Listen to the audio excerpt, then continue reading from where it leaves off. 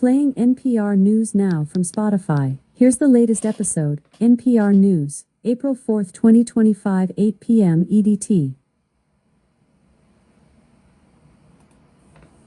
Live from NPR News in Washington, I'm Jack Speer.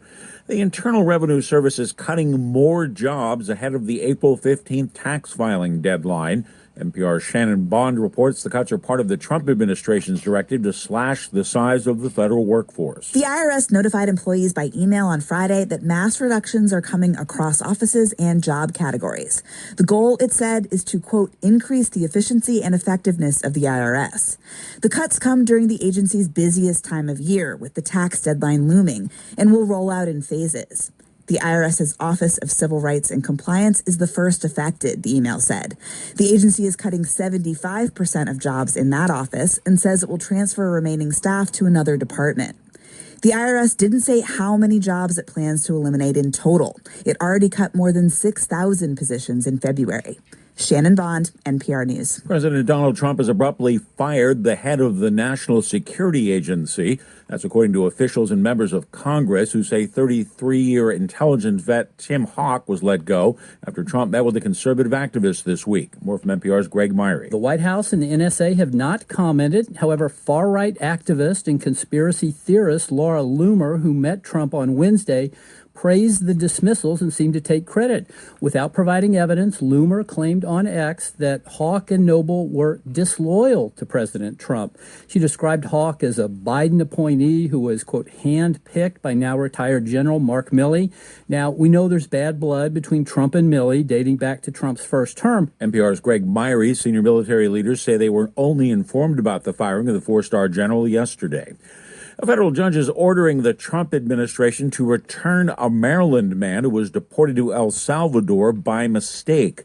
The decision is guaranteed to set up another high-stakes clash between the White House and the courts. NPR's Sergio Martinez-Beltran reports. U.S. District Judge Paula Zinnis called the deportation of Gilmar Abrego Garcia an illegal act. The man had been living in the U.S. legally and had a work permit when he was arrested and deported last month, despite having been granted deportation protection by an immigration judge in 2019.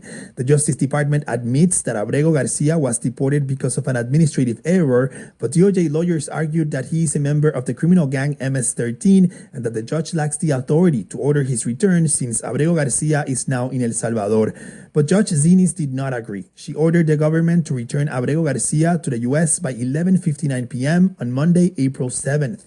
Sergio Martinez-Beltran, NPR News. Stocks in the U.S. are in free fall for a second day today as a defiant President Trump continues to push retaliatory tariffs against much of the world. The Dow fell more than 2,200 points. The Nasdaq and the S&P were both down near 6%. This is NPR. Cleanup is underway for parts of Tennessee hit by tornadoes, but more severe weather's in the forecast. As Mariana Bacallao of member station WPLN reports, the storms have already claimed the lives of 5 people in the state. Some areas of Tennessee are expected to get up to 8 inches of rain through the weekend, which could lead to flash flooding. Patrick Sheehan, director of the Tennessee Emergency Management Agency, says the flooding could be worse than what hard-hit areas have already experienced this week. We do expect that much of Tennessee will experience or be near severe weather, and flooding is almost guaranteed to happen or be worsened from what we're experiencing right now. Damaging winds will be the main concern when storms are strongest Saturday afternoon. The National Guard is stationed across the state and ready for potential rescue missions. For NPR News, I'm Mariana Bacallao in Nashville. It's another man against machine challenge, but this time it's pitting a professional gambler against an artificial intelligence site in a $1 million wager to be decided by the winner of the Duke-Houston game in the Final Four. Vegas bookies say pro gambler Sean Perry has picked Duke, a 5.5-point favorite. The AI platform, 4C Predictions, is going with Houston. Both professional gambler Perry and the AI platform have done well over the 60 games of the tournament. Perry missed only 13 picks. The AI platform missed only 10. Both picked the Final Four teams correctly. Crude oil futures prices moved lower along with stocks today. Oil down nearly $5 a barrel to $61.99 a barrel in New York.